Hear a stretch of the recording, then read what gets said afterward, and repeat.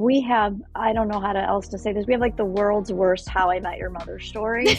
Um, I ended up going to his wife's funeral with one of my best friends. So the strange thing was that there were a lot of high school friends Mhm. that were both Matt and Kathy's that attended both of these funerals. Okay. So, I knew a lot of those people who were just at my husband's funeral, and they were attending hers, and maybe there's some support that you can be offer or just be there for the classmates. It'll be good. You know what I mean? It was this Mhm. kind of thing. I didn't even know what Michael Spehn looked like. And so he found me in the crowd of people and he said, "Are you Gina? Are you Gina Kell?" And I said, "Yes." We start to talk. We have a conversation off to the side. And did any of this come into focus for us, having a blended family and a life together and books and movies? Absolutely not. Mhm. That was not what that moment was about at all.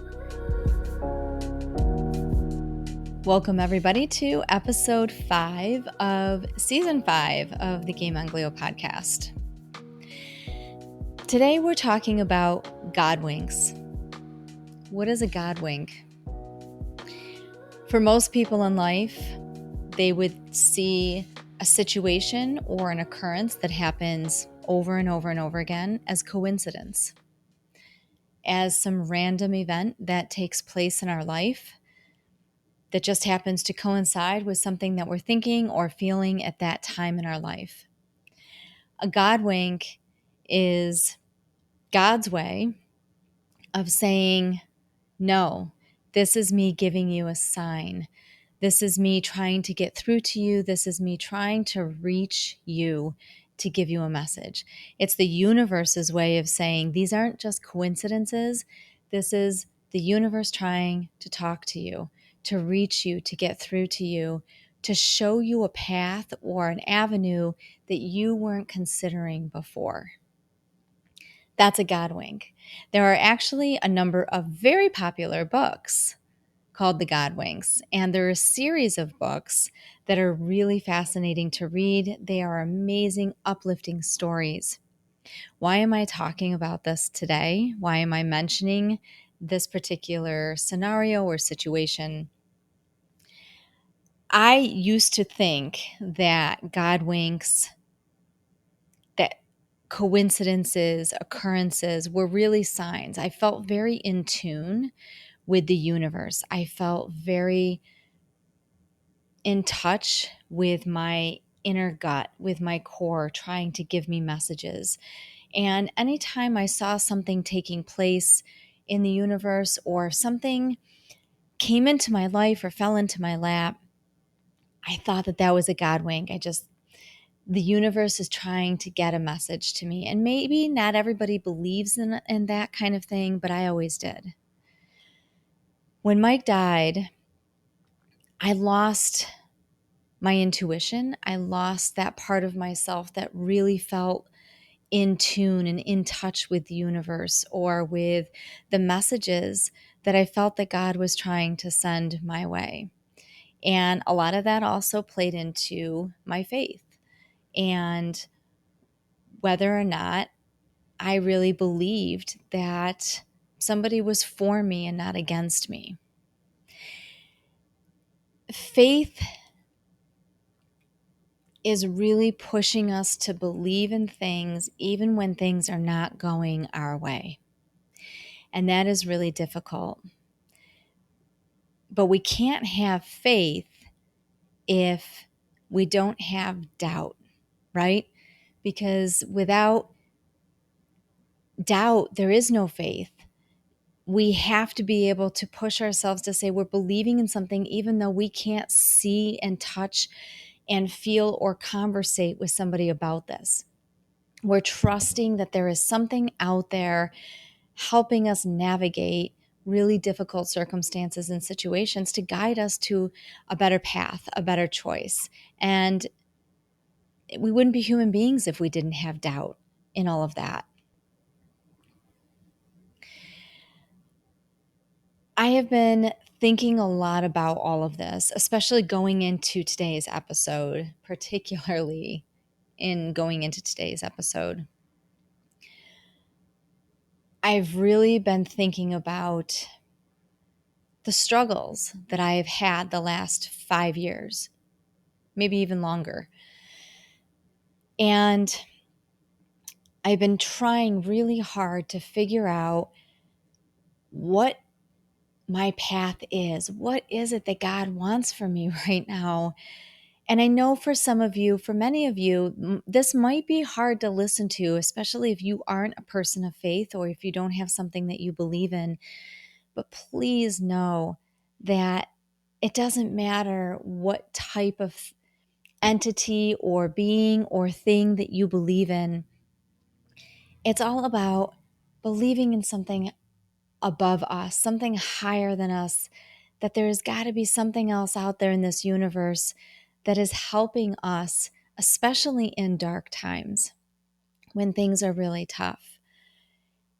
And before Mike got sick, we were really struggling to get pregnant. We had been trying for years, 5, 6, 7 years of trying.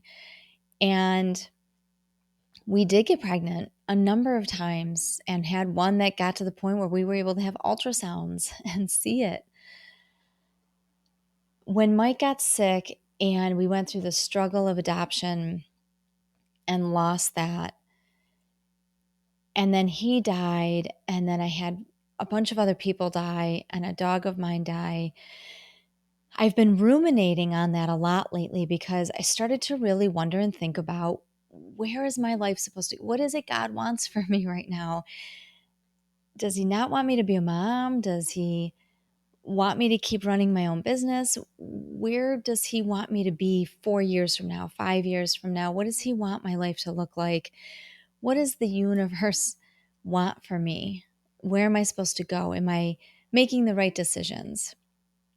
And this is very normal to be asking ourselves during times of stress and of grief. And I've had a lot of weight on my shoulders the last few years, and it has been really hard to take care of everything. It has been very hard to put the weight of everything on me and still try to help others and be there for others.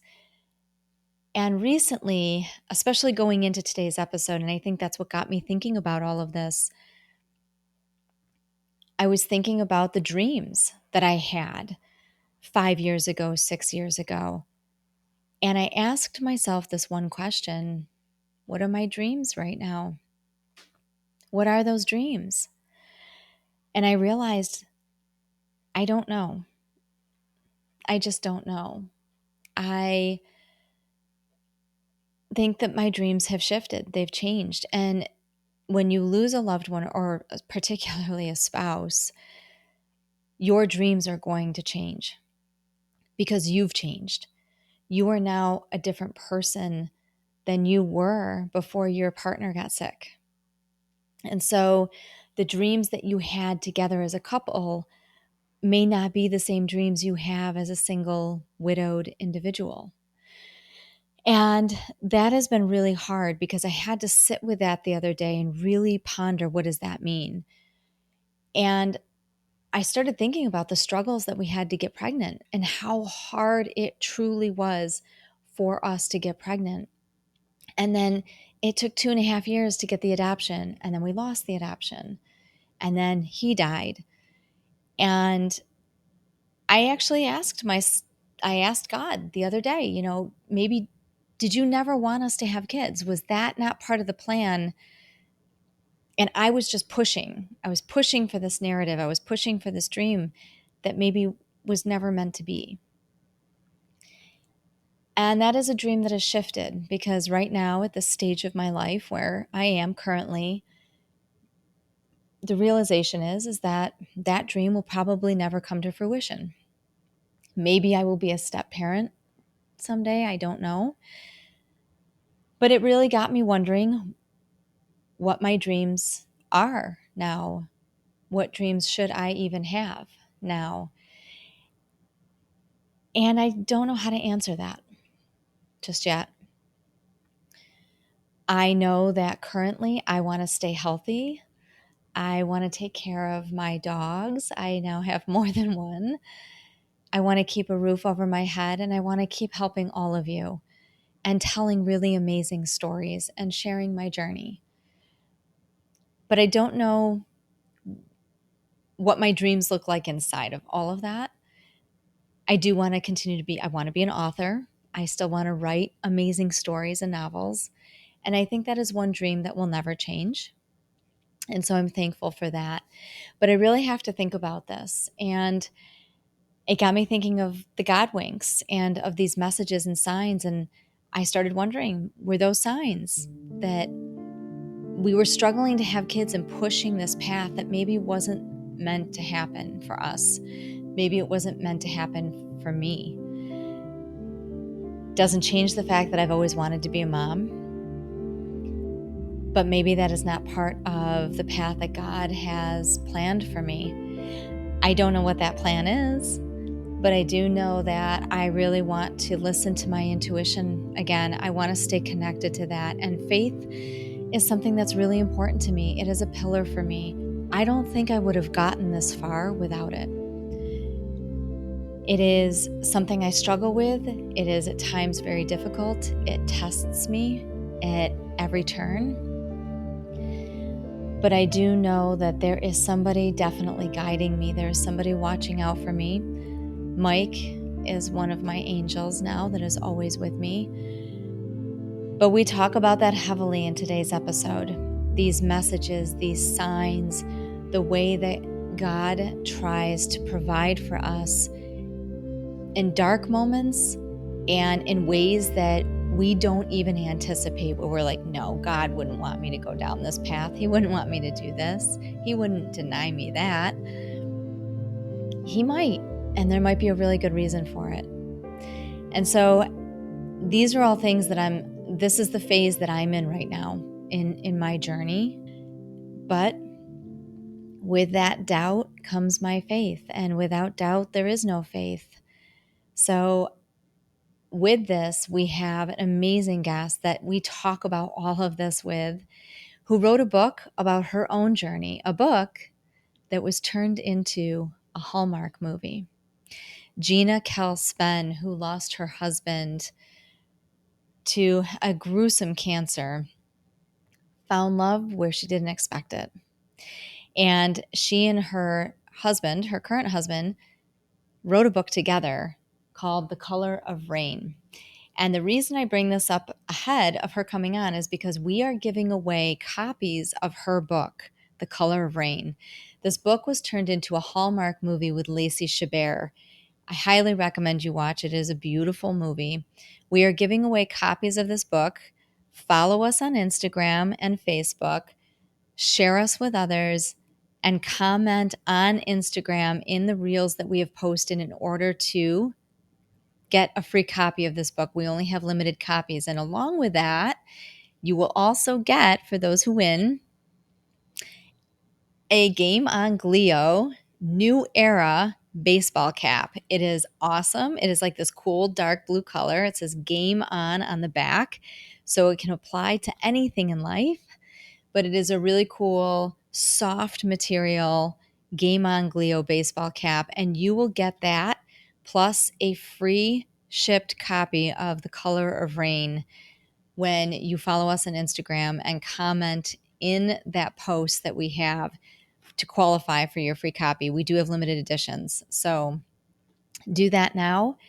And after a brief word from our sponsor, we will be back with Gina Kell-Spehn talking about faith, love, hardship, and where she is now in life when we come right back. This season of the Game on Glio podcast is sponsored by GT MedTech and Gametile Therapy. Learn more at gametile.com. This season is also sponsored by Imvax, personalized, whole tumor-derived immunotherapy. Learn more at imvax.com. This episode is sponsored by Hallmark Blue Cross Blue Shield of Western New York. Healthcare that's a better fit for your life right now. Learn more at highmark.com or mybcbswny.com. Welcome back, everybody. Thank you so much for being with us.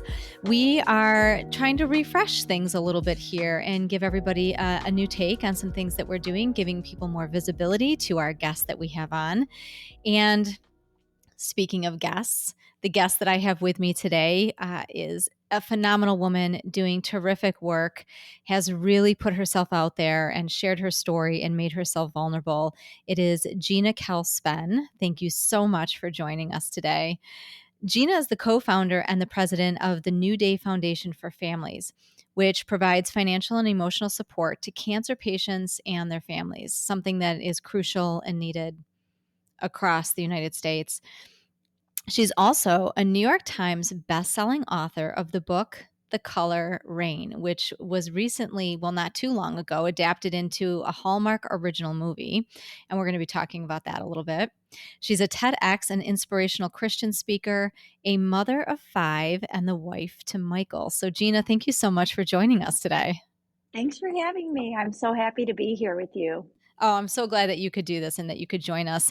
Your story is so inspirational on so many different levels. And I'm so excited to be able to share with our guests some of the journey that you've been through and things that you've navigated through, because I think it touches on so many different aspects of what life really throws at you. It's not just one thing. And so I want to touch on that. I want to get into that. But let's start with, so you're married to Michael, but Michael was not your first husband. So That's your first true. husband was Matt. And this is something that is talked about heavily in the book.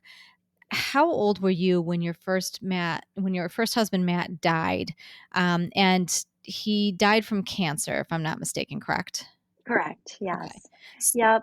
We were young. We were 36 years old when he passed away. So he was Wow. diagnosed at the age of 32, and we had about a 3-year journey with the disease. And yeah, we were just a young family. We had 2 little boys who were 1 and 3 at the time that he was diagnosed. And by the time he passed away, they were 4 and 6. So, Wow. we were a young family and had a lot to kind of deal with it in those early years. We'd been married actually 10 years by then. We married actually 13 years. We were married 10 years at the time of his diagnosis, and we were married a total of 13 years before he passed. Okay. Which is, I don't think I even knew that piece of it, because that was about the same.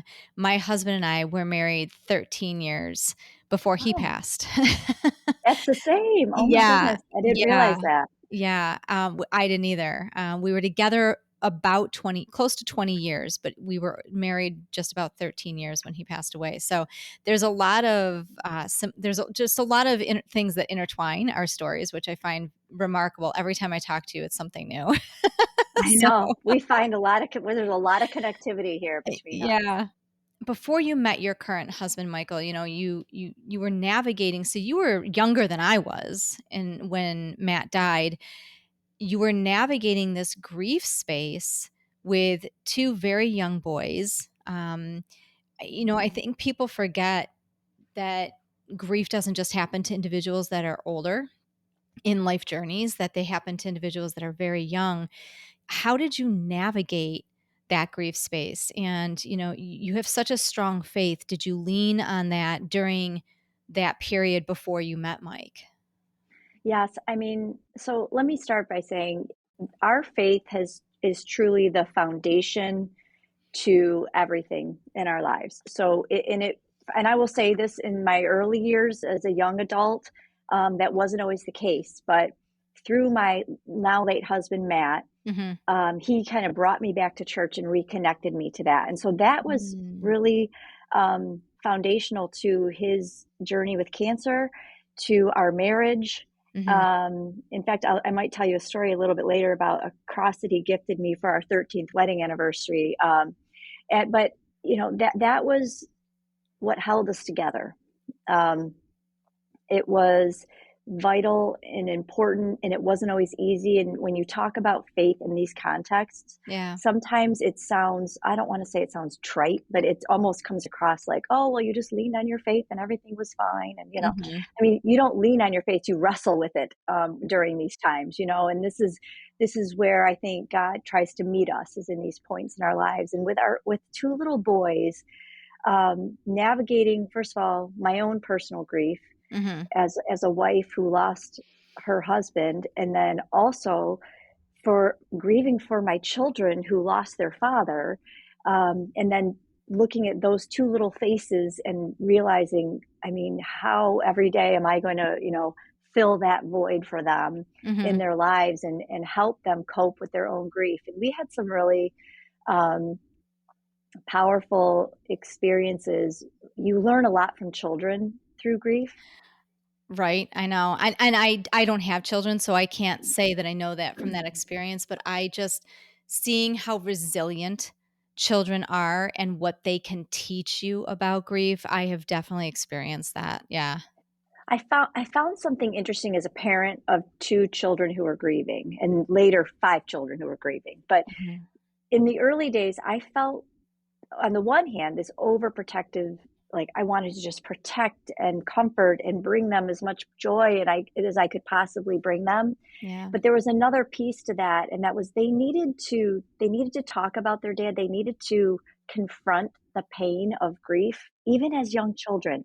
So often, I think we try to protect our kids from grief, but Yeah. I felt like very much I had a calling on myself to like literally walk them in some instances toward it, which is a really challenging thing to do. But I think it served them in terms of grieving in a healthy way that hopefully wouldn't manifest in other ways later in life.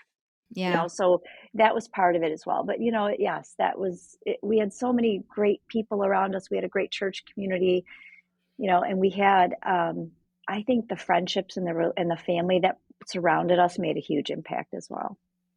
So now when you met, so you were dealing with this space, and ironically, Matt passed away. So Gina Kell, so Kell was Matt's last name, correct? Right. Okay. Yes. So Kell is his last name. And so when he passed away, your and this is just it blows my mind some of how fate and destiny and God and the universe and how it works to bring us to things that we may not have seen or noticed or even paid attention to before. When Matt passed away, Mike's wife at the time, she attended. Apparently, she and Matt went to school together or grew up together, but you guys didn't really all know each other. Mm-hmm. She attended Matt's funeral at church. And Mm-hmm. then I think it was maybe 3 weeks later or a month later, something like that. She actually got sick and wasn't feeling well. And this was Mike's wife at the time, and she ended up having brain cancer. Tell us a little bit about that piece of this story. Yes, so they did. They grew up together. They went to um, grade school, middle school, high school together, and then later both went to Michigan State University. But that was kind of where they sort of parted. They went on their own separate journeys at that point. And then later, Kathy and Michael moved out to California, so they were out living out west for 10 years. Okay. So I never met Kathy. I knew of her, but I never met her, and never met Michael.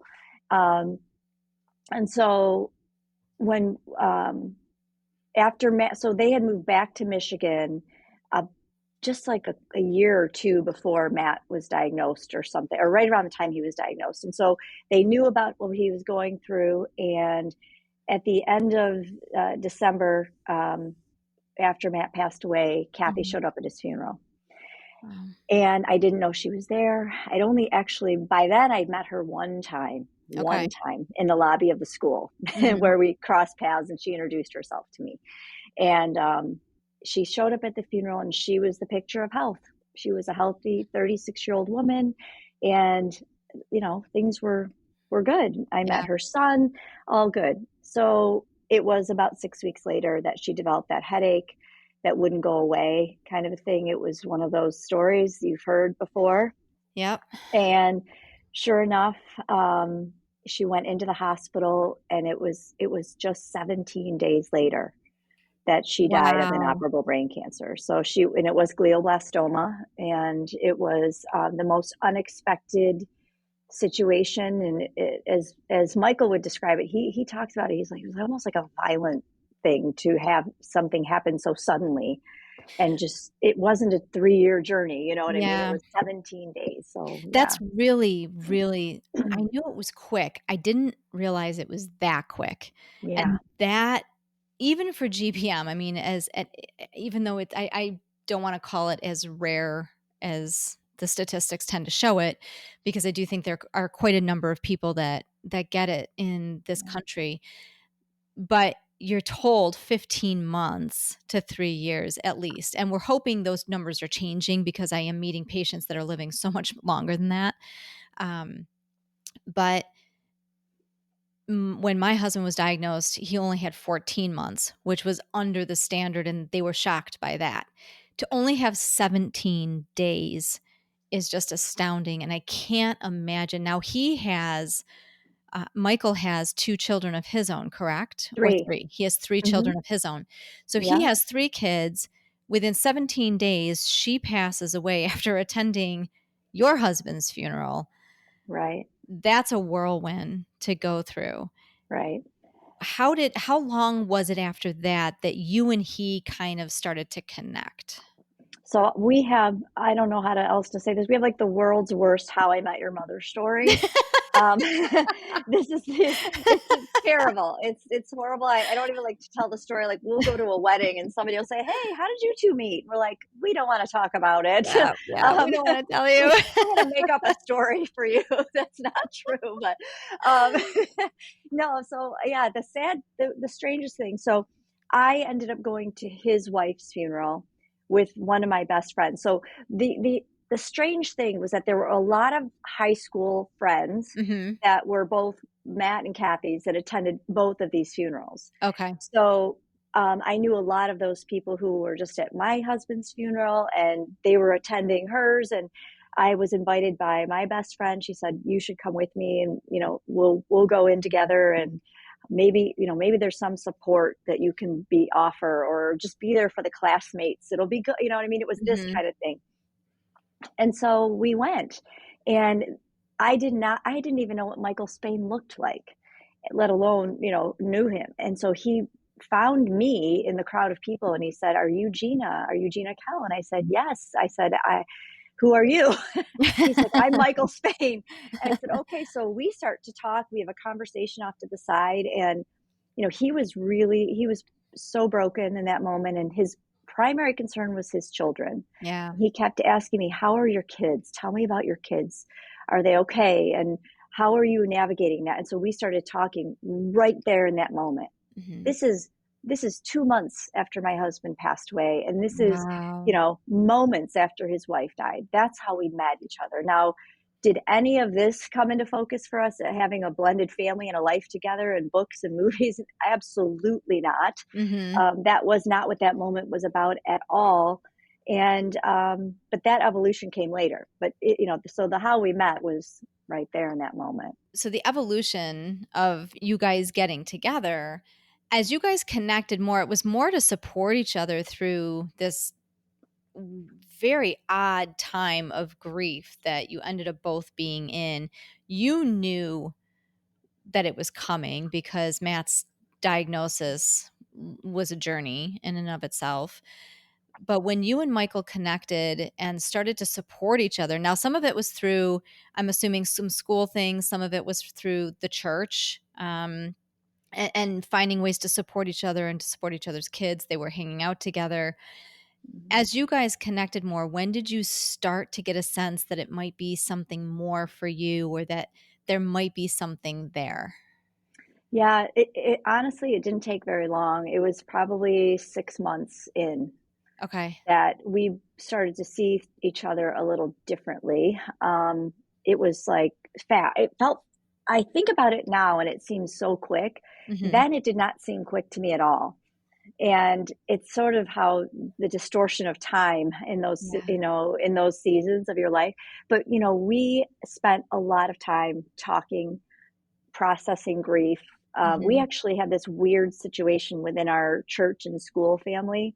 There were 4 parents, all about the same age, with young school-age children who all died all within a 3-month window within our church Wow. and school. Oh my And gosh. so, right. So the 4 of us were sort of connected to each other. And then through that, Michael and I were sort of more connected, I guess you could say, as Mm-hmm. time went on and our kids really clicked and it all just sort of felt organic. I don't, it's hard for me to talk about sometimes because I've had people who dealt with loss and have had, wanted to find a partner in life and haven't Yeah. and struggle. And I hate even to say it this way, but it was easy and it felt like ordained, like by God, like this was But what that's it was supposed to be. Yeah, instead of feeling guilty talking about it, I mean, I would think that because that's how it's supposed I've always felt like that's how it's supposed to feel, that this connection that you have with Mhm. somebody after losing a spouse, yes, they're your person, they're your partner, but it should be organic. It should be Well, natural. It should be familiar. It should be just something that it like it should I feel like it should feel that way. it should, but it doesn't always because there's so much baggage you bring along, right, to Yes. it. But I want to add this. This is really an important piece, and I think it's good for people to hear this. Both Matt and Kathy, in their unique ways, gave each of us permission to love again, and Now that's how do you something. mean? What do you mean by that? So, okay, I'll give you an example. First example of Kathy. Mhm. Now, this is such a remarkable story, and I wish Michael was here to tell it himself. But the truth of the story is that it was on like the last day of her life. She had very few words left. Mhm. They were connecting to each other, and in a way, thinking about, you know, what do you say in those last hours when you're with your loved one and you just, you don't, there's not much left except Yeah. love in those Yeah. moments. But they talked and she said something to him. He describes it as she was very weak and not opening her eyes and asking for no visitors. And she, at one point, while they were sitting there quietly, she opened her eyes and she looked at him and she said, "Michael, you need to call Gina Kell." Right. I Okay. think that's what he did. And he said, "Why are you talking about this right now? Like, what are Mhm. you, why?" And he said, "I don't want to have that conversation with you." And she's like, "No," she said, "You need to call her. She's going through the same thing you're going to go through. And I know you're a man who will hunker down and go it alone." And she Yeah. said, her sons, so my late husband was like played basketball and so on. She's like, "You can teach her sons how to play basketball." I mean, it's written about in the book so eloquently. And like I said, he tells the story, but she told him to call me, to reach out to me. She literally pointed to my name. And he said she did not have in mind, again, a blending of 2 families or that was not what was on her mind. For her, it was, don't go it alone, Michael. Don't try to be a hero and circle the wagons and shut the doors and just, not reach out to somebody who can help and be a part of your life. Right. She pointed us to each other on the other side of town, right? While Matt was in the last days of his life, or I should say months of his life, forgive me, he started creating video diaries for our kids. And little did I know that he was going to make a video diary that told our sons that if their mother were to remarry, if I were to remarry, that he expected them to love those boys as if they were him, to Wow. love that man as if they were him. So he wanted our boys to love whoever I loved Mhm. the same as if it was him. It was kind of an unbelievable Wow. and remarkable situation to see that video diary Yeah. and to hear my husband telling our boys, like, "I want you to, I know your mom, I know her values. If she loves this man, I love him too. And I want you to love him as well and be respectful of him." And again, telling them, "I might remarry." He told our boys that your mom might remarry. She's young. And I thought, I didn't know he did that. I Yeah. saw that. 3 months after he passed and almost fell off the couch, It, sobbing, yeah, I mean, it's to have that kind of foresight. I mean, both of those situations kind of blow my mind because I can't even imagine Mike. We never talked about, and I think that was something I struggled with after because we never talked about what happens if. We were so set on, we're going to get you to 5 years. We're going to get you to 5 years. We're going to figure this out. We were in the midst of trying to have children. So I couldn't even bring myself to go to, what do I do? How do I live my life if this right. happens to him? And I felt like we were jinxing it, that we were kind of inviting it into our space if we were talking about it. And he felt the same way. So we never really had that conversation. And I wish that we did, because I think that might have, because I always questioned, would he be okay with this? Would he be okay with this? I don't know if he'd be angry about this, and it's so to have Matt do video diaries, which number one, I wish I'd known about at Hmm. that time. And for Michael's wife, especially given that I do know how GBM takes the life and I know what happens at the end, for Yeah. her to have that kind of foresight, that it just blows my mind. It's hard to, it is almost as if God kind of reached through each of those individuals and just said, okay, this is the Yes. message you guys need to carry forward. It's hard not to get emotional thinking about that. Well, keep in mind, like neither of us knew this about the other. Yeah. So we, as we're getting to know each other, we're feeling that what you just described, that sort of God working through Matt and Kathy Yeah. to pull our family together and to become what we have become, and then feeling compelled to share that and to Yeah. talk about it in a book, and by the way, then have it made into a movie, which is a whole nother crazy thing that happened. But for all those things to happen, I mean, we have felt very strongly that God's hand has been in this all Mhm. along, and it's a remarkable thing to see and to have it unfold the way it did. Yeah, sometimes it's hard to, like, I look back and I see how small and young our children were when we got married, and how, everyone was saying, gosh, this is quick. Boy, oh Yeah. boy, everyone has an opinion when you're getting remarried. And it's sort of interesting how, we And just look at everybody's people and say, journey is their own. And, yeah, what might be quick for some is not quick enough for somebody else, and it might yeah, never be for somebody else. And so everybody who goes through this process, it's going to be something different for everybody. What I find remarkable, and we're gonna jump back to this in a second, because I want to touch on, we've talked about the book a few times. mhm. So you and Michael, did you and Michael write this book together? We did dual first person author. Okay. So That's how it went. how was that experience writing the book together, number one? and and number two, how long after the book was published? Because it became a best-selling book, and it hit the New York Times bestseller list. Mhm. It was talked about quite a bit. So, Yeah. what was that journey like of writing it together? Because I'm writing a book right now about my journey with Mike, but in a very different way. And Right. I'm struggling just to get through some of those really dark parts. So for the two of Mhm. you to sit down together to write this, I can't even imagine what that process looks like. Well, it's sort of interesting. Originally, he wanted me to write the whole book. And so he sat down with me and he starts telling me stories, and I'm taking notes and I'm recording him on a handheld recorder because I didn't have one on my phone back then. And so, we were trying to figure this out. So he says, you go to Florida and stay at your mother-in-law's condo for 3 weeks and you write the book.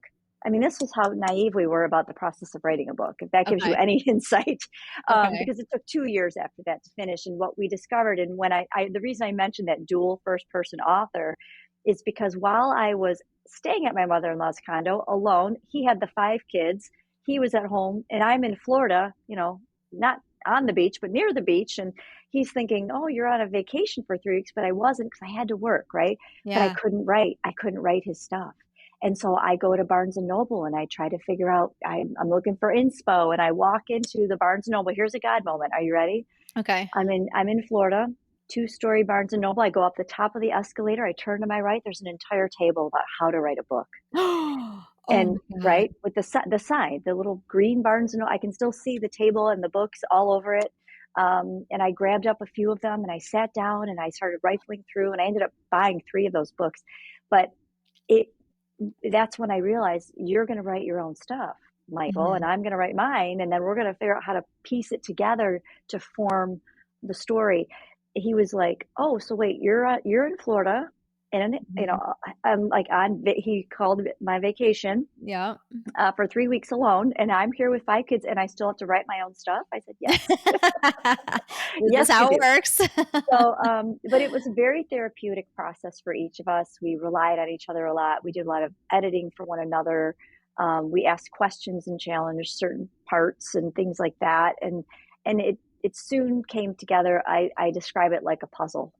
It Wow. came like all the pieces started to fall into place, and then they got rearranged again. And then Mhm. and then we started working with a literary agent, ultimately a publisher, who then had guidance for the structuring of the book and how we would organize it. And then that's how it happened. But it took it was a 2-year process to get that book Wow. finished. Yes. Okay. And Hmm. then how long after the book got published did Hallmark approach you guys or this idea of it being adapted? We had the good fortune of doing some media. So we were on the Today Show, and gosh, we were on ABC World News and Huckabee, all these shows. And um, because of that, there was a producer out in Hollywood who was actually on his treadmill, as he describes it, watching the Today Show, and saw us. And we were on the Today Show 3 times in that, in those early days with the book. And he saw us and he said, "I want to make this into a movie." And he sent me an email. I don't know how he even got my email. And I remember thinking it was a joke. Um, and I I probably sent would it have thought the same thing. I said it to our agent. I said, "I don't think this is real. This looks very sketchy." And he said, "This is not sketchy." He goes, "This is It's Hollywood." He legit. said, "So here we go." He goes, "You're being asked if you want to have your book made into a movie." And that was a process. And from the time the book was published to the time the movie actually premiered on the Hallmark Channel, um, 11, 12, 3 years. Wow, It took okay. another 3 years. So the book came out in October of 2011, and the movie was May of 2014. Okay. So So the movie came out and this is interesting because so Lacey Chabert yes, ends up playing you as the main character. yes. And I'm trying to remember it's I love this actor, but I'm blanking on his name. Oh, Warren Christie. Thank you. Warren Warren Christie Christie. plays Yeah. Michael in the movie. Hmm. When my husband Mike died, it was probably 6 months or so after his death that that movie was airing on Hallmark, and I saw it, and I started to watch it briefly. I turned it on, I didn't know what it was about, I had not read the book, Hmm. I hadn't heard of the book yet, and so I turned it on, I'm like, "What's The Color of Rain? What is this?" I'm like, "This seems like something that belongs on Movies and Mysteries. Why is this on the regular Hallmark channel?" Right. So I started watching it, and there was a Hmm. scene where Lacey Chabert, who plays you, is she's having a flashback to she had gone upstairs and is staring at the bedroom and has a flashback to when she was taking care of Matt in his final weeks and he's laying in bed and she's shaving his face. And the minute I saw that scene, I turned it off. I was like, I can't do this. That's too close to home right now. That's exactly what I went through. Um, Hmm. Shaving Mike's face, trimming his hair. Um, so it took probably another 2 years before I could actually sit down and watch that movie. And when I did, it was such a beautiful story and it was such a beautiful movie. What was the experience like of you got to meet Lacey? I mean, what was that experience like actually seeing your personal story in this traumatic journey and beautiful journey, but very hard journey being acted out and played out for millions of people to watch? Lacey is First of all, she's one of the sweetest, kindest, most genuine people I've ever met in my life. I want to say this about Hallmark too. The entire process of, having someone take the book that you wrote with 100,000 words. It was actually 160,000 that got cut down to 100,000 for the book Wow. to get that published. And then Hallmark took that and condensed that into a movie. So imagine what's being cut, right? But they handled it with such care.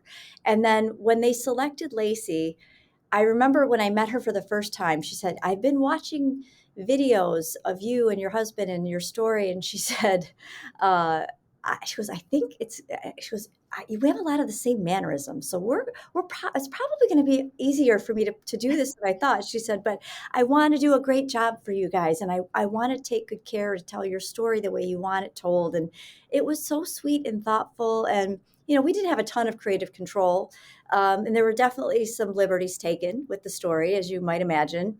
Yeah. If you've read both the book and seen the movie, you'll recognize those. Yeah.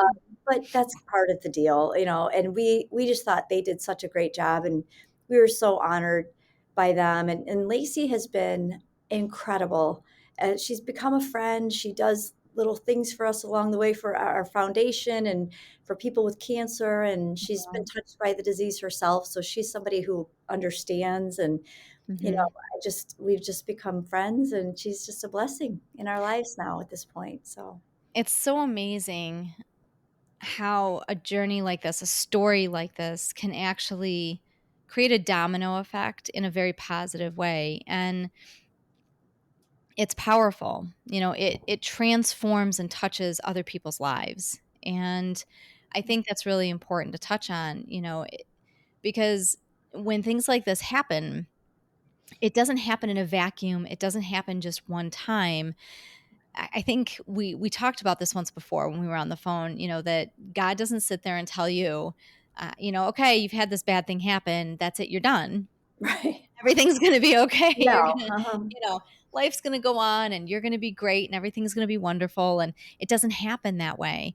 And you guys have actually had this experience. So you've had this great movie come out, this great book.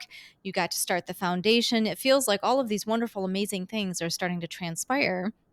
You're doing TED Talks and inspirational talks and motivating all these other people, but you still had a lot of bumps in the road. And one of those was, if I'm not mistaken, it was, so you and Michael got married, you blended your families together, but then your son, so your and Matt's son, ended up having a brain tumor. Yes. That was after you and Mike got married, correct? Correct. Yes. Mhm. So was his a benign brain tumor? Was it a cancerous? Okay. No, it was glioblastoma. It was it was GBM. It So was. here's Michael's wife who dies from GBM. Totally two separate families, Yes. two separate pairs of genetics. Right. You guys get married and then your son gets diagnosed with GBM. How old was he? He was 14 at the time of diagnosis. So he had pediatric GBM. Mhm. How did you guys weather that storm after everything else that your two families had already gone through? Yes. So that definitely threw us back into the ring with cancer. Yep. It was, as you know, the moment those words are spoken into your life again, Yep. it sort of sets you on a bit of a whirlwind of a path. Yeah. The grounding wire was our faith, our family, and our friendships. Hmm.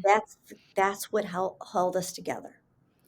Everything else felt just chaotic to us. Yeah. You know, Researching and going to different institutions and all of those things that you do, trying to find answers, um, surgeries immediately happening. You just get Mhm. thrown in. Yeah. So how do you navigate that? I mean, there's no great advice. It is something that I find so important in these times is to be present, be where you are now. It's always, Easier said than done, right? it really Yeah. is. It's the hardest part. This is where the faith piece comes in because so often we want to just decide the future before it's happened. And Mhm. I will tell you that there were days along the way and information that we were receiving that was so devastating, you know, and we couldn't believe this. I mean, it's a shocking and extremely difficult thing to navigate. But I remember feeling so certain of the future and Mhm. what was going to happen based on the information that we were being given. We were being told at one point that Sam had 3 to 6 months to live, and they got that wrong. So he's 9 years later, he's a cancer survivor. Unexplainable. 9 years.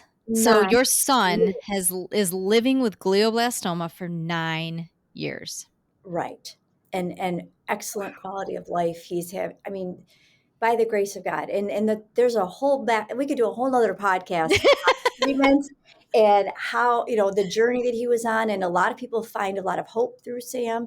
But Yep. there's this line, so earlier you were talking about how hard it is to reach that point of acceptance where like Matt was, where he's here, and even Kathy, in that short window that she had, Mhm. accepting their mortality and encouraging others and being okay and at peace with, and I use that, I'm going to say it in quotation marks, I don't think anybody's looking for an untimely death, right? Yeah.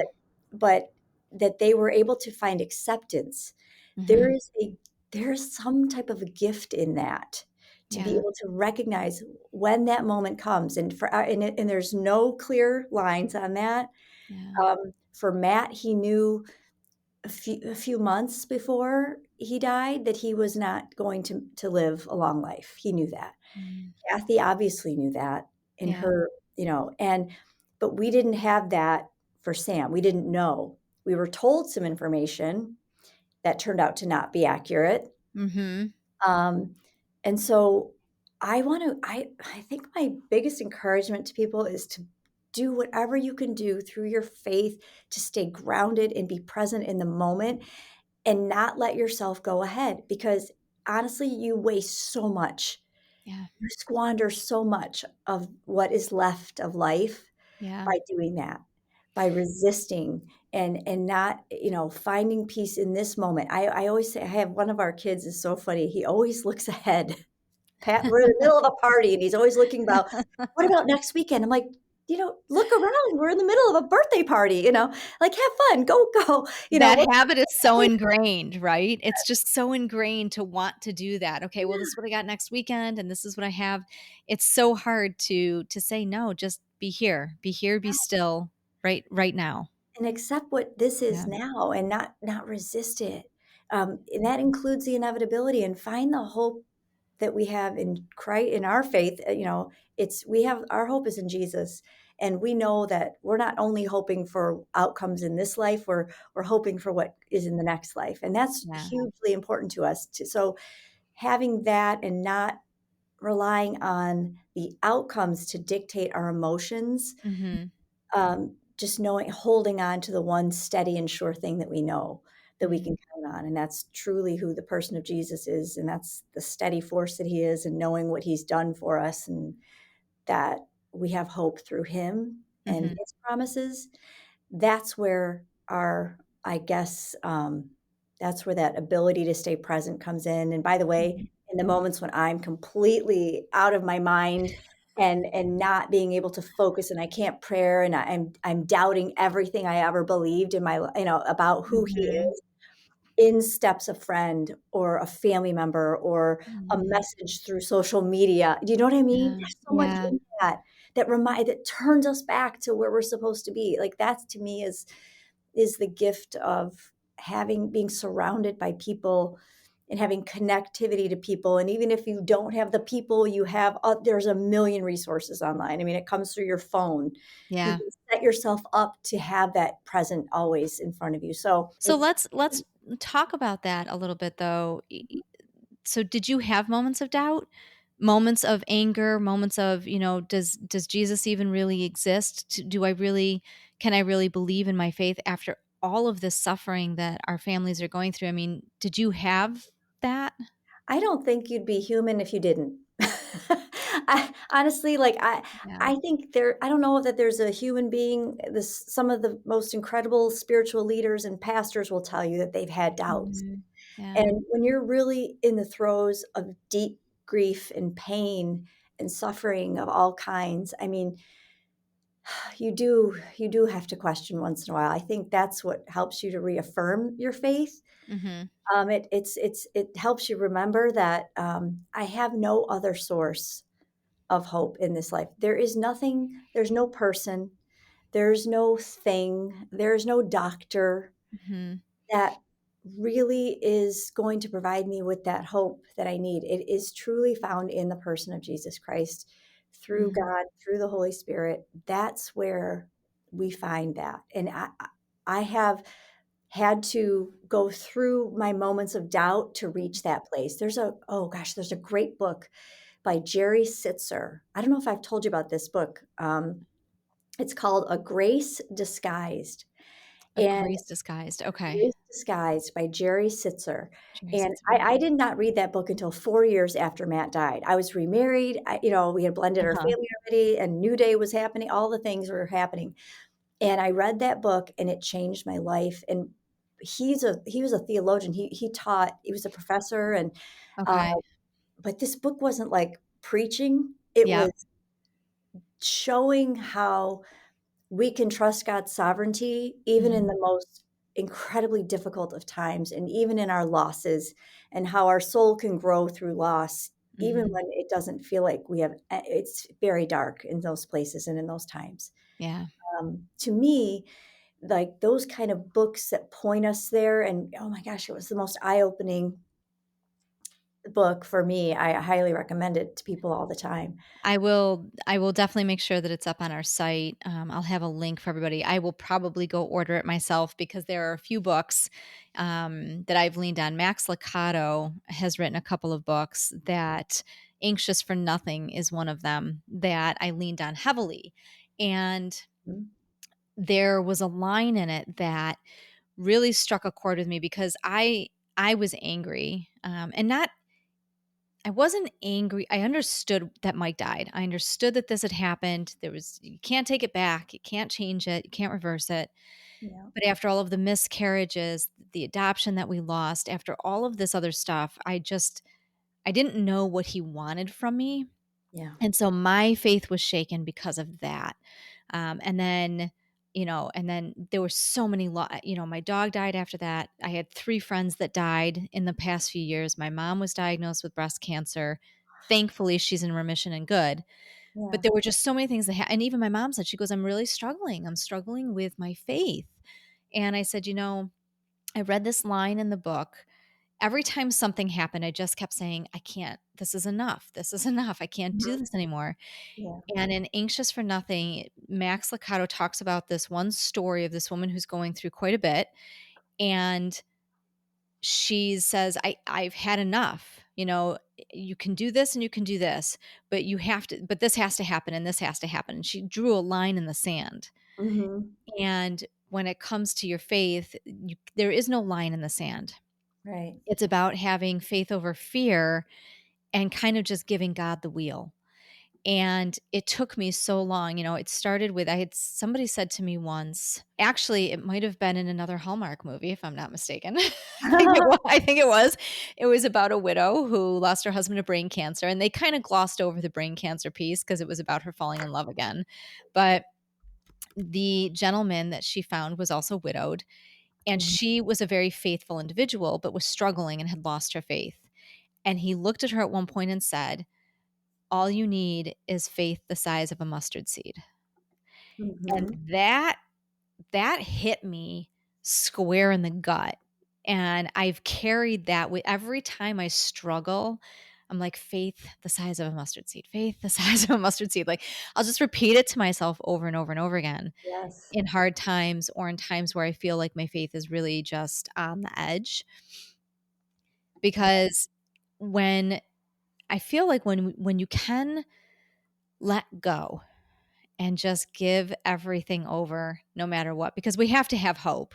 We can't Right. live this life without hope. There's got to be, you've got to be able to find hope in the infinite and in Jesus, in something that's greater than us, because we can't function on this earth without it. And when things happen and we can just kind of give this over to him, it's amazing the signs that start to show up to show you that I am here, I am listening, or you are protected, or this is, you might not have answers now, but you're going to have answers, and you've gotten those answers. I mean, your son is 9 years out. It's remarkable. That in and of itself is an answer from God, which I think is just fascinating. So while you've been talking, I've been looking up something because I wanted to read this to you because it relates to this. It's something Matt wrote. So he left, not only did he leave a video diary, but he left a journal, again, that I didn't discover until he was gone. And he talked about surrender and what that would look like. And he wrote this in his journal. It said, I am now in the biggest test, what appears to be the end of life. Who will I touch? How will I be perceived? Do I really believe the promises?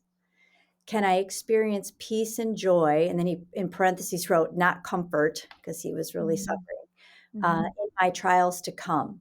Can I reflect eternal life in the face of earthly mortality? And then this is the line that just gets me. He writes, I have been given a gift. This is the part I get the goosebumps every time I read this because it's like powerful to me. I've been given a gift. If I can be a positive witness as a 34-year-old father of 2 young boys, husband of a vibrant young wife through terminal cancer, that would be in accordance with his will and held as a credit to me. Those are Matt's words. Jeez.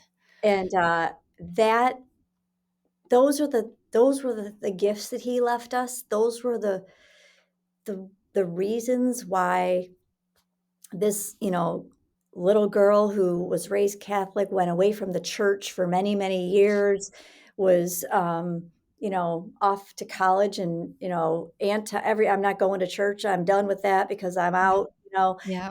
He brings me back. And then here he is. You heard the line he said in there.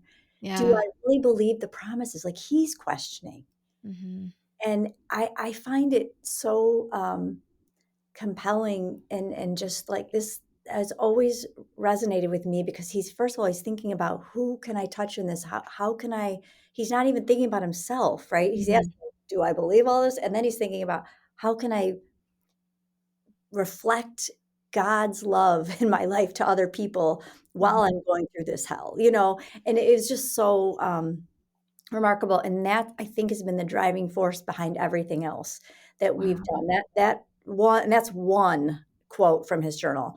I mean, I have so many powerful quotes throughout that. And that was so helpful for us. And that's a lot of the catalyst for why we started New Day and why we do the work that we do, because it's never about us. It's not about what we're going through. It's not about my son is my priority, but there's God has such a bigger plan, and you just have to keep deferring to that. Yeah. What are you doing, Lord? And you just asked it about your own circumstances. I mean, how many losses did you have to go through? I mean, and are you going to continue to go through as long as you're on this earth, right? How many more, Lord? Yeah. You always have to. It's been, I think, I constantly have to tell myself when I had one of my most recent friends pass away this past year, I looked up and I just said, okay, one foot in front of the other. You have to help me land because I have no idea. I'm scared out of my mind. I have no idea. I don't know what things are going to continue to look like. Just one foot in front of the other. You take the wheel. I have to believe you're going to help me land. I don't know where or how or what it's going to feel like. You know that scripture verse about a lamp unto my feet? Yes. He's not illuminating the whole path ahead of you, right? He's only in front of you. Don't we wish? Don't we wish it could be like that? Yeah. If you could just light the whole thing, it would help me out, Yes. Yeah. Can we, it's almost like you're driving up a hill.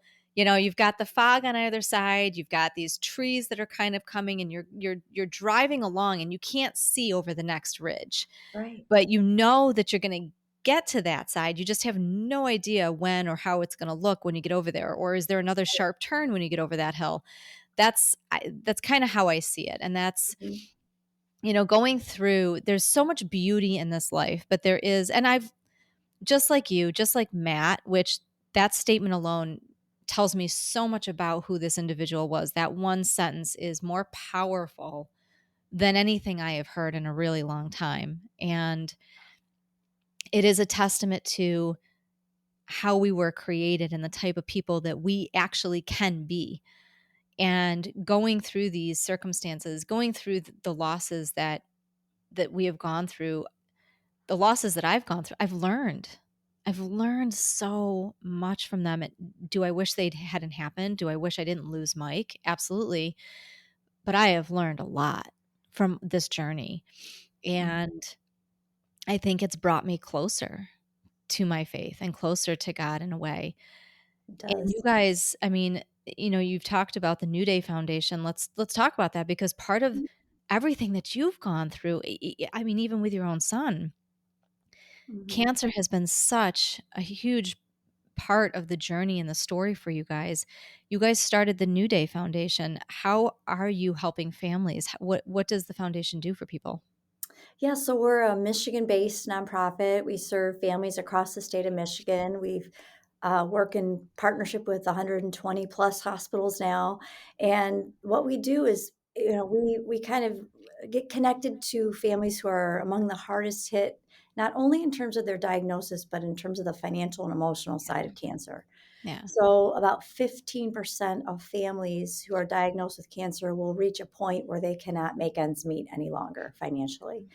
So our job is to step in and provide them with household expenses. Like we pay direct to creditors, like we do a deep dive assessment of their financial situation, and we work with them to come up with a plan to provide them with some financial support, um, beyond what we can do even. Sometimes we're working with them just to, extend their support into other areas, to connect them to social services, um, whatever we can do, but it's primarily financial assistance and emotional support direct to creditors, and we have an amazing network of professional counselors who partner with us, who are just awesome humans, and they want to help the people that come to New Day. And Mhm. so and to their family members. So it's on the one hand, it's financial, on the other hand, there's this emotional component to it. These are the 2, I think, after your treatment op plan is Yeah. decided, once that plan is decided, like, the next most important thing is how are you gonna be financially and emotionally over the course of the next several months or years potentially that you're going through cancer, and so that's where we step in. We're a safety net for a lot of families, and, we've been doing this now for almost 18 years. Wow. It's been a long time. We started very shortly after we lost Matt and Kath. And truthfully, we didn't even know how much we didn't know about the need for what we do and how Yeah. important it is. And so we've sort of found our corner in the cancer support space that has turned out to be a gigantic need. Yeah. Yeah. Yeah, and it's continuing to grow all the time. So I'm so grateful for foundations like yours and the support, the emotional and the financial piece. People don't talk enough about the financial drain that happens when your family is touched by cancer, and how to navigate that. Yeah. People You forget how guys, people lose their income because of it. They yeah, don't even realize it's like even for caregivers. I mean, when my son was sick, I was not working at all. We had to move to Chicago. I mean, we were out of state and paying for all of those expenses. I mean, you think about the travel costs alone, and then the bills and the insurance and the deductibles and it all, and then you're not working, so you don't have an yeah, income. How do you do that? yeah. It happens. It really it snowballs quickly, over time, especially when your primary focus is not the finances. Your primary focus is, okay, how do we navigate? How do we get through this? This is the priority. This is where I'm focused. You don't have the bandwidth to focus on everything else. Correct. Is the New Day Foundation accepting donations? Do you guys have fundraisers if people would love to support the work that you do? Yeah, of course. So we have, obviously, there's a website. It's foundationforfamilies.org. We also have, our annual fundraisers. Everything we do is in Michigan. So we're Yep. not a national organization, but you can definitely support the families here. And our biggest event of the year is super fun. I mean, I wish you could come to it. It's called the Celebrity Lip Sync Battle. And Okay. it's a trip. We have so much fun. We have a lot of our local celebrities in town, local like politicians, business leaders, television and radio personalities, you name it. They get on stage and they compete for some of our families, and they are lip syncing, and it's super silly. It's just a lot of fun, but we pair that with the seriousness and the the weight Yeah. of the cancer, kind of paired with this is a really great night for everybody, and it raises a lot of money for our cause. So Now, yeah, when is that particular fundraiser? that one is October 16th this Okay. year. It's a Thursday night. It's in Detroit at the Motor City Soundboard. Big stage, big night, big light. I might be coming this year. So ironically, Yeah. so the anniversary of Mike's passing is the 29th of October. Oh my gosh, you're kidding. Yeah. Okay. Yeah. Well, So let's do something yeah. fun So together. I think that it would be appropriate. And that sounds like a lot of fun, and it would be a great way to give back. So I'm going to plan on being there, Oh, coming good. out to Well, Detroit. that's Yes. cool. Good. Yes. Um, you know, I am so grateful for all of the speaking that you and Michael do, for the stories that you share, for the foundation, even if it's just helping families in Michigan. We need these kind of foundations, whether they're state driven or nationally driven, it doesn't matter. We need more of them because there are just so many families that are impacted by cancer, unfortunately, and there isn't enough support, which is sad to say. So, to Yeah. be able to rally around each other no matter where you are or who you help Yeah. is just so vital. I am so blessed to know you. Oh. How our paths crossed and we got connected, and just being able to share stories and talk is just been, I've been learning a lot. I feel the same way about you. So, like, this has been one of the most incredible parts of this for me is the people I have met who have, suffered loss, who've had similar cancer types, who have Yeah. blended families, who have all these different stories, and how we can just be there to encourage one another. I mean, Hmm. that's part of being, part of the body of Yeah. Christ. I think that's just part of being in the faith, the fellowship of suffering is nobody wants to be in it, but boy, when you are, it changes things, and you're a gift, and I'm so grateful to you for what you're doing for not just for me, but this is a gift to people Yeah. that you can talk so freely and just give opportunities for people like me to come along and share my story too. But like, it's just, I think because of you, you're a catalyst for a lot of good. And keep doing what you do. Keep Thank you. stay the course. I know it's hard, and I know writing is hard, and staying positive is hard, and all of those things, but you're just a beautiful person. So thanks for Thank you. doing. Thank you for that. Yeah. Well, thank you so much for your time. I mean, this was absolutely such a beautiful conversation and such an enlightening conversation. You've given me, I've got so many thoughts in the back of my head right now about just what we've talked about today and what I'm going to carry forward with me. And I'm hoping that all of our listeners and the people that watch do the same thing. If people want to know more about your story, or if they want to know more about New Day, on social media, the website, where can people find you if they want to learn more? So there's a lot of information about the book, the movie, and everything on our website at foundationforfamilies.org. Yep. One long word, foundationforfamilies.org.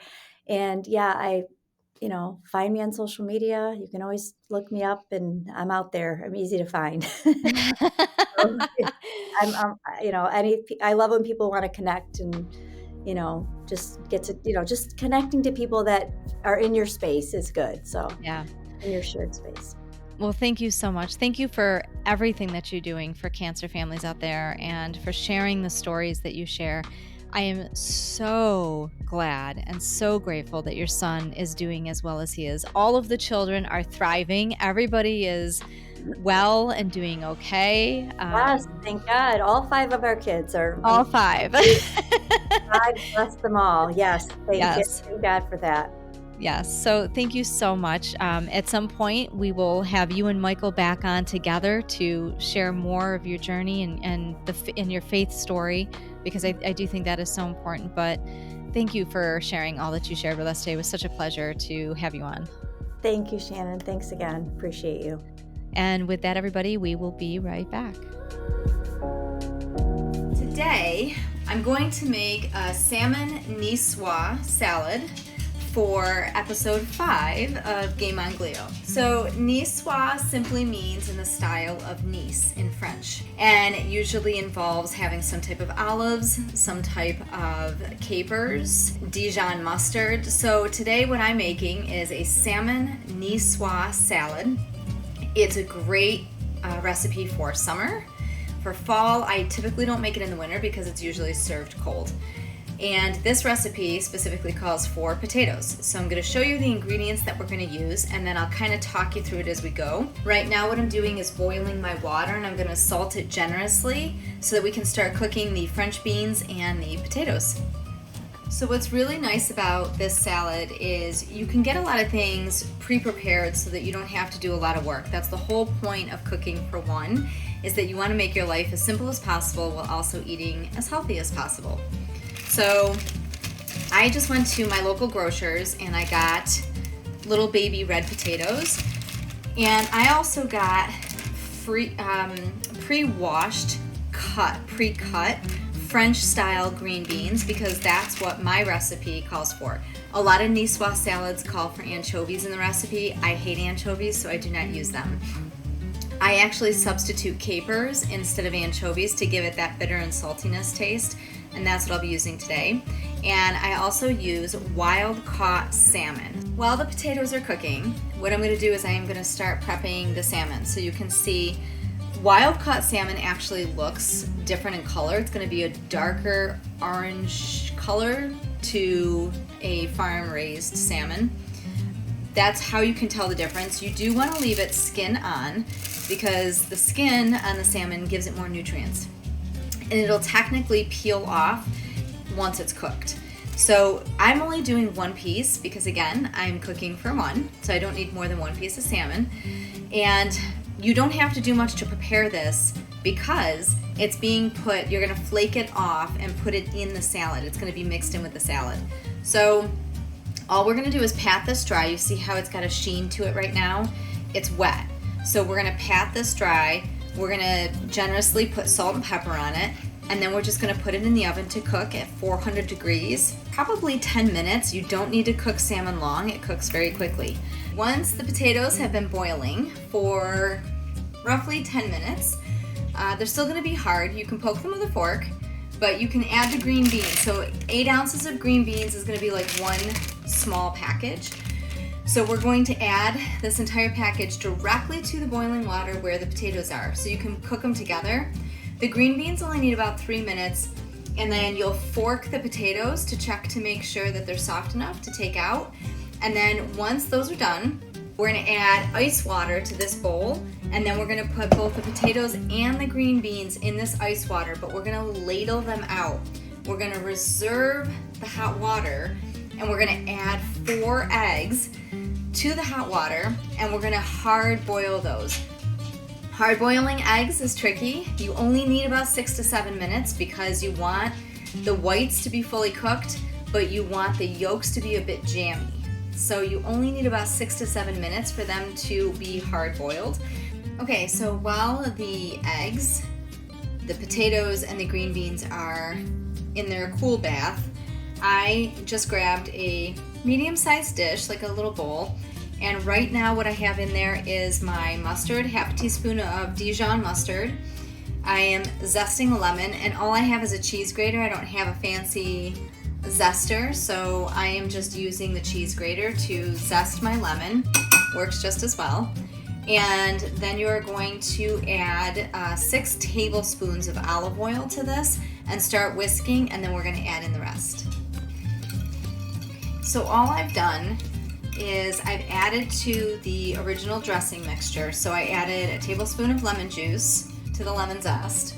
Then I added about a half a tablespoon of honey, and I like to use raw Manuka honey. It's healthier for you. It's actually really good for your digestive system, and it decreases inflammation, Manuka honey. And then you add about a medium shallot diced. What I love about cooking versus baking is that you don't have to be extremely precise. You can kind of go with what you're feeling or how things smell and taste. And with baking, you have to be super precise. With cooking, you don't. So that's what I'm doing now. I'm just whisking all of this together. You add salt and pepper to taste with this, and then this is going to become your dressing for your salad. Okay, so we're going to start assembling all of our salad. I have rinsed out the bowl and drained everything out. Little tip for you, and I will show you. So when you're hard boiling eggs, you see how great this one looks? The trick to getting the shell off pretty easily is to wait until they're really cooled before you start to peel them. If they're still warm to the touch when you go to peel them, they're gonna look like this, which is a bit more pitted.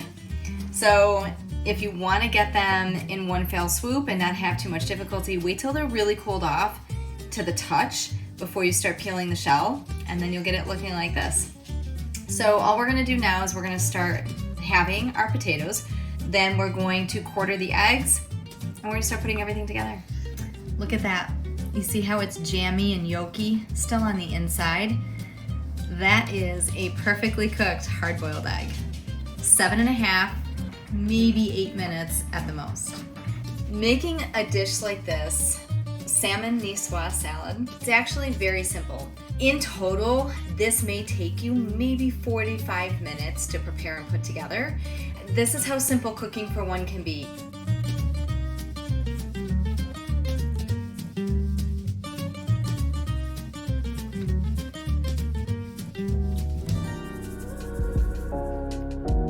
You've been listening to the Game on Glio podcast, the podcast that is designed to educate, advocate, and tell the real stories of those walking the journey of brain cancers such as glioblastoma and grief and loss. Like what you hear? Share us with others. Follow us on Instagram at Game on Glio Podcast, Facebook at Game on Glio, or visit our website or YouTube channel. You can find us anywhere podcasts are played.